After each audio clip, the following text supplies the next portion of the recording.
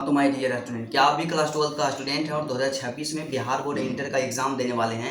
मेरे दोस्त, आज का जो क्लास है, आज का जो सेशन है, आप सबके लिए बहुत ही इंपॉर्टेंट है, क्योंकि आज की क्लास के अंतर्गत हम लोग डिस्कशन करने वाले हैं कि क्लास 12 का जो मैथमेटिक्स है, तो मैथमेटिक्स का फुल सिलेबस क्या है। 2026 का जो एग्जाम पैटर्न होने वाला है, तो 2026 का एग्जाम पैटर्न क्या होगा, आपको कौन कौन से चैप्टर को पढ़ना है, कौन सा चैप्टर 2026 एग्जाम के दृष्टिकोण से मोस्ट इंपॉर्टेंट है, किस चैप्टर से सबसे ज़्यादा अंकों का प्रश्न पूछा जाता है, और उसके साथ ही साथ हम डिस्कशन करेंगे कि हमें कौन कौन से बुक अभी से खरीद लेना चाहिए, किस बुक से अपना तैयारी करना चाहिए कि मैथमेटिक्स में एक बेहतर परसेंटेज आ जाए। आप लोग हमेशा कंफ्यूज रहते हैं कि किस बुक से तैयारी करें, कौन सा क्वेश्चन बैंक ले, और सबसे ज़्यादा मोस्ट इंपॉर्टेंट चीज़ यह भी बताएंगे कि क्लास 12 मैथमेटिक्स में यदि आप 100 आउट ऑफ 100 स्कोर करना चाहते हैं तो आपको अपनी तैयारी कहाँ से करनी चाहिए और कैसी करनी चाहिए। तो चलिए आज का क्लास बिना टाइम के इन्वेस्ट किए मेरे दोस्त स्टार्ट करते हैं। बस आपसे एक छोटा सा रिक्वेस्ट है, यदि आप मेरे चैनल पे नए हैं तो चैनल को सब्सक्राइब जरूर कर लीजिएगा। तो सबसे पहले बात करते हैं कि क्लास 12 जो आपका मैथमेटिक्स है, तो क्लास 12 मैथमेटिक्स में आपको कौन कौन से चैप्टर्स को पढ़ना है, आपका कौन कौन सा चैप्टर इंपॉर्टेंट है। तो सबसे पहले बात कर लेते हैं कि मैथमेटिक्स। तो मैथमेटिक्स में जानते हैं क्लास 12 जो आपका मैथमेटिक्स है,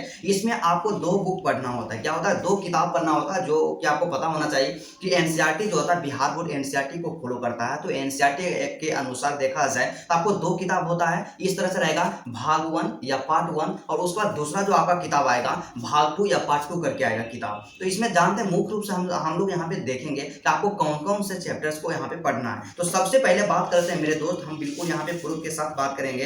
तो सबसे पहला चैप्टर जो कि आपका मोस्ट इंपॉर्टेंट है, यहाँ पे क्या है कि आप लोग यहाँ से सीधा सा एक एक करके हम लोग देखते हैं। भाग 1 में देखते हैं जो आपका पहला बुक है, पहला बुक के बारे में बात करते हैं कि आपका कौन कौन सा चैप्टर है। तो सबसे पहला आपका चैप्टर है संबंध एवं फलन है, जिसे कि हम लोग रिलेशन एंड फंक्शन के नाम से जानते हैं। ठीक है। उसका दूसरा चैप्टर जो आपका है प्रतिलोम त्रिकोणमितीय फलन, जिसे कि आप लोग इनवर्स कहते होंगे, या आप वैसे स्टूडेंट होंगे जो अभी से अपना तैयारी स्टार्ट नहीं किए होंगे, तो आप लोग सुन लीजिए कि दूसरा चैप्टर जो आपका है प्रतिलोम त्रिकोणमितीय फलन है। तीसरा चैप्टर के बारे में बात कर लिया जाए आव्यूह है, और चौथा जो आपका है सारणिक है। क्या चौथा आपका है? सारणिक है। और पांचवा चैप्टर है संतत्य तथा अवकलनीयता है, और छठा चैप्टर के बारे में बात कर लिया जाए तो अवकलज के अनुप्रयोग है। क्या है? अवकलज के अनुप्रयोग है। मतलब सीधा सा यहाँ पे देखा जाए तो आपका पहला जो किताब है, जो आपका पहला बुक है एनसीईआरटी का, और बिहार बोर्ड जिसे फॉलो करता है, और इसी से हर साल एग्जाम में क्वेश्चन पूछा जाता है। तो उसमें भाग 1 में टोटल आपको 6 चैप्टर को पढ़ना है। क्या टोटल आपको 6 चैप्टर को पढ़ना है। और वही जो दूसरा किताब होता है जो कि सबसे ज्यादा मोस्ट इंपॉर्टेंट होता है, तो उसके बारे में बात करते हैं। तो उसमें आपको क्या होता है, कौन कौन से चैप्टर को पढ़ना है और कौन सा चैप्टर इंपॉर्टेंट है। तो सबसे पहला चैप्टर जो आपका आता है भाग 2, जो पार्ट 2 आपका किताब है, उसमें सबसे पहला चैप्टर इंटीग्रेशन है, जिसे कि हम लोग समाकलन के नाम से जानते हैं। वैसे स्टूडेंट जो हिंदी मीडियम के होंगे तो उनके लिए और कंफर्टेबल होगा आज का क्लास। तो समाकलन जो होता है, समाकलन है सबसे पहला चैप्टर। उसके बाद अगला जो है समाकलनों का अनुप्रयोग, मतलब एप्लीकेशन ऑफ इंटीग्रेशन। ठीक है। उसके बाद अगला जो चैप्टर है आपका अवकल समीकरण है। क्या है? अवकल समीकरण। और अवकल समीकरण से कई सारे प्रश्न एग्जाम में पूछ लिए जाते हैं। इसे ऑब्जेक्टिव, सब्जेक्टिव और 2 अंक वाला भी, 5 अंक वाला भी क्वेश्चन इससे पूछा जाता है। उसके बाद नेक्स्ट चैप्टर के बारे में बात कर लेते हैं। तो सदिश होता है। क्या सदिश बीजगणित होता है, जिसमें कि हम लोग वेक्टर के बारे में पढ़ते हैं, सदिश के बारे में पढ़ते हैं कि सदिश का योग कैसे किया जाता है, सदिशों का गुणनफल कैसे किया जाता है।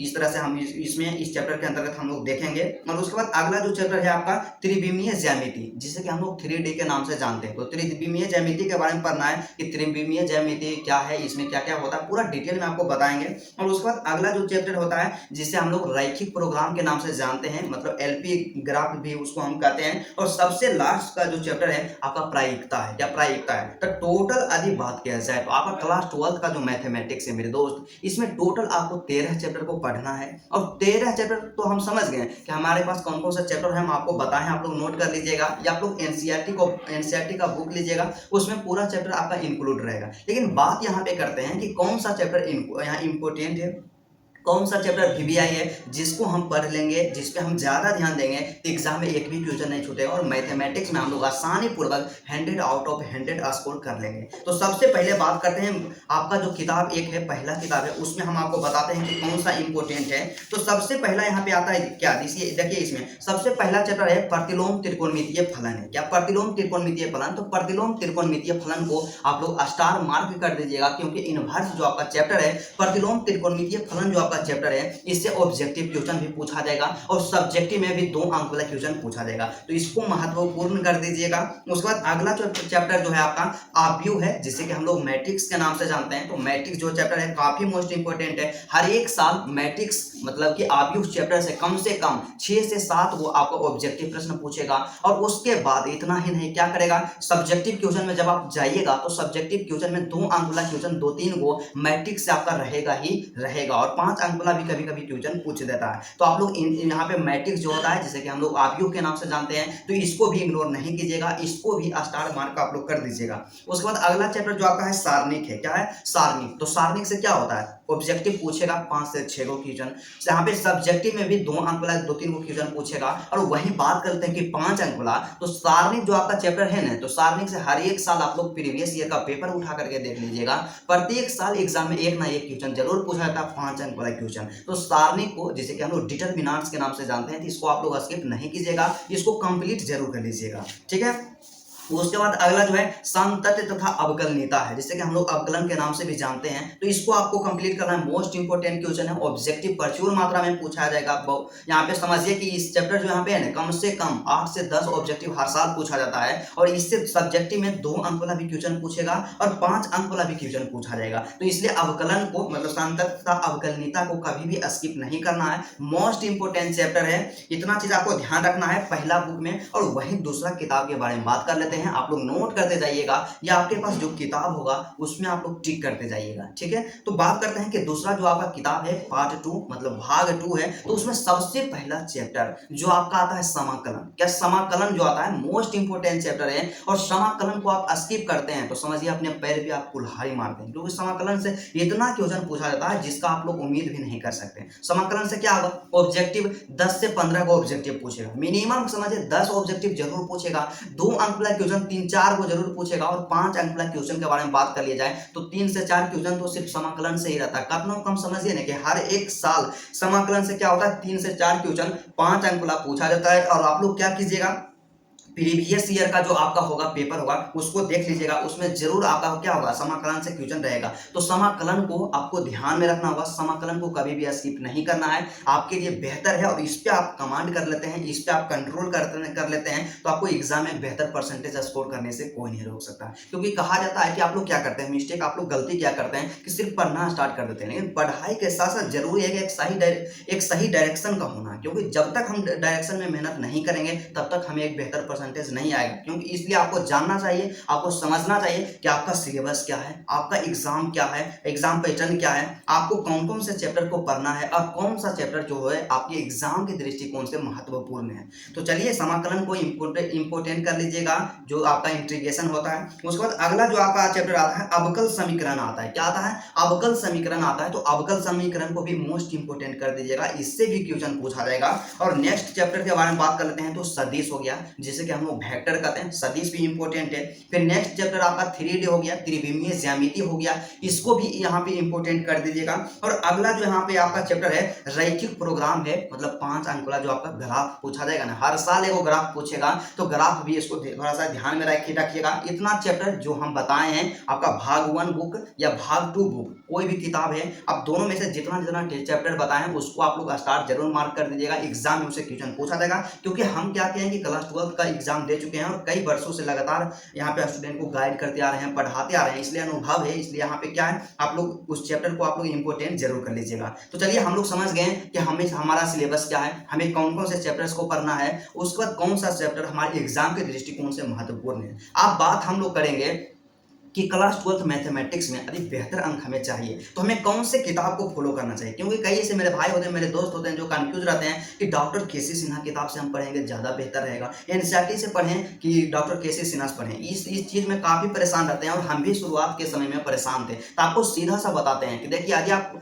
बोर्ड एग्जाम 2026 में बेहतर परसेंटेज लाना चाहते हैं, सच में अपने एग्जाम के प्रति डेडिकेटेड है, आपके अंदर जुनून है कि हमें बेहतर परसेंटेज लाना है, तो आप लोग क्या कीजिएगा, एनसीईआरटी को फॉलो कीजिएगा। क्योंकि क्या होगा कि आप लोग जहां भी क्लास करने जाइएगा, ऑफलाइन क्लास खास करके पर्सनली हम आपको बताते हैं, तो कोई भी एनसीईआरटी शुरू से नहीं पढ़ाएंगे। एनसीईआरटी शुरू से नहीं पढ़ाएंगे, सभी फॉलो करेंगे डॉक्टर केसी सिन्हा या कोई भी बुक आता है अदर बुक, उसको फॉलो करेंगे। तो मेरा कहने का मतलब ये नहीं है कि जो सर पढ़ाते हैं उसको नहीं पढ़ना, उसको बेहिचक बिल्कुल पढ़ना है, लेकिन उसके साथ ही साथ आपको काम क्या करना होगा, एनसीईआरटी जो आपका किताब है, एनसीईआरटी जो आपका बुक है, उसको जरूर फॉलो करना होगा। मान लिया जाए कई ऐसे मेरे भाई होंगे जो डॉक्टर केसी सिन्हा से अपना तैयारी कर रहे हैं, तो उनको क्या करना चाहिए, सबसे पहला चैप्टर हो गया आपका इनवर्स हो गया। तो इनवर्स में आप किसी भी किताब से क्यों ना पढ़ रहे हो, उनका जब थ्योरी कंप्लीट हो जाता है, उनका कॉन्सेप्ट कंप्लीट हो जाता है, तो आप लोग क्या कीजिएगा, एनसीईआरटी बुक का जो भी इनवर्स चैप्टर है, तो इनवर्स चैप्टर में जितना भी क्वेश्चन दिया गया है, चाहे वह उदाहरण का क्वेश्चन क्यों ना हो या प्रश्नावली का क्वेश्चन, दोनों को आप लोग 100% कंप्लीट कीजिएगा। तो आपको पता होना चाहिए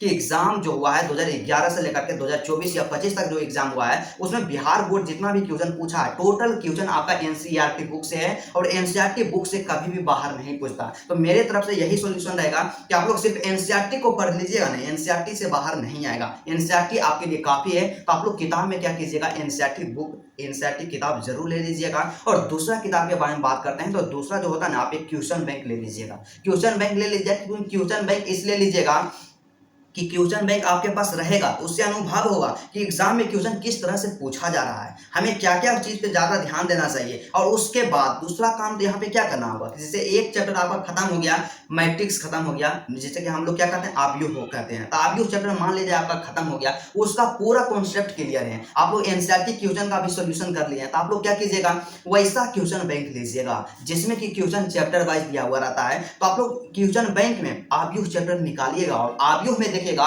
कि जितना भी क्वेश्चन 2011 से लेकर के 2025 तक या 24 तक पूछा गया है, तमाम क्वेश्चन का सॉल्यूशन कर लीजिएगा, और एक जगह क्वेश्चन मिलेगा। और मैं ऐसा 100% गारंटी के साथ कह सकता हूं या बोल सकता हूं कि यदि आप एनसीईआरटी को कंप्लीट कर लेते हैं, उसके साथ ही साथ आप जितने भी क्वेश्चन जो प्रीवियस ईयर में पूछे गए हैं, क्वेश्चन बैंक को आप कंप्लीट कर लेते हैं, तो एग्जाम में आपको 100 में से 100 लाने से कोई नहीं रोक सकता। और आप लोग बोलिएगा कि भैया क्या 100 में से 100 आएगा, ऐसा पॉसिबल है, ऐसा संभव है? तो देखिए, आपको पता होना चाहिए कि मैथमेटिक्स एक ऐसा सब्जेक्ट है जिसमें नंबर नहीं कटता है, आप आधा भी सही बनाते हैं तो उसका भी नंबर आपको दिया जाता है। तो आपको काम यही करना होगा, एनसीईआरटी बुक ले लेना है, जरूर ले लेना है, 100% ले लेना है, और आपको एक क्वेश्चन बैंक लेना है, वैसा क्वेश्चन बैंक जिसमें कि क्वेश्चन चैप्टर वाइज दिया हुआ रहता है। आप लोग ब्रिलियंट का क्वेश्चन बैंक ले सकते हैं। तो आप यहाँ पे हम लोग समझ गए कि हमें कौन सा किताब लेना है, लेकिन बात यहाँ पे आता है कि हमें तैयारी कैसे करना है, हमें पढ़ना कहाँ से। तो देखिए, आप में से दो तरह का स्टूडेंट होंगे। सबसे पहला कोई स्टूडेंट होंगे जो ऑफलाइन क्लास करते होंगे, और दूसरा स्टूडेंट होंगे जो ऑनलाइन क्लास करते होंगे। तो आप जहां भी क्लास करते हैं डजंट मैटर, उससे कोई प्रभाव नहीं पड़ता है। जो हम स्ट्रेटजी को बताएं उसको फॉलो करना है। और साथ ही साथ हम आपके लिए क्या कर रहे हैं कि आपके लिए जो क्लास 12 मैथमेटिक्स है, यदि आप सच में बिहार बोर्ड इंटर एग्जाम 2026 में 100 में से 100 अंक लाना चाहते हैं, तो आपको हम पूरा एनसीईआरटी मैथ का सॉल्यूशन करवाएंगे। क्या एनसीईआरटी मैथ का सॉल्यूशन करवाएंगे, एक एक प्रश्नावली का, एक एक क्वेश्चन का सॉल्यूशन करवाएंगे, और इसके साथ ही साथ जो भी उदाहरण का क्वेश्चन होता है उसको भी सॉल्यूशन कराएंगे। और इसके अलावा हम क्या करेंगे, एक चैप्टर हम आपको पढ़ाने का मेरा तरीका क्या रहेगा कि एक चैप्टर जो आपका प्रतिलोम त्रिकोणमितीय फलन है, तो प्रतिलोम त्रिकोणमितीय फलन का सबसे पहले हम उसका कॉन्सेप्ट बताएंगे, उसका फॉर्मूला बताएंगे। उसके बाद और आपका जो भी एग्जाम्पल वाला क्वेश्चन होता है, तो एग्जाम्पल वाला क्वेश्चन का सॉल्यूशन करवाएंगे। फिर क्या करेंगे, जो भी प्रश्नावली होता है, प्रश्नावली का तमाम क्वेश्चन का एक एक करके सॉल्यूशन करवाएंगे। और उसके बाद अगला स्टेप में क्या करेंगे, जब सब चीज कंप्लीट हो जाएगा, तो आपका जो क्वेश्चन बैंक होता है, क्वेश्चन बैंक का सॉल्यूशन करवाएंगे। और क्वेश्चन बैंक में क्या करेंगे, ये नहीं कि सिर्फ सब्जेक्टिव क्वेश्चन का ही सॉल्यूशन करवाएंगे,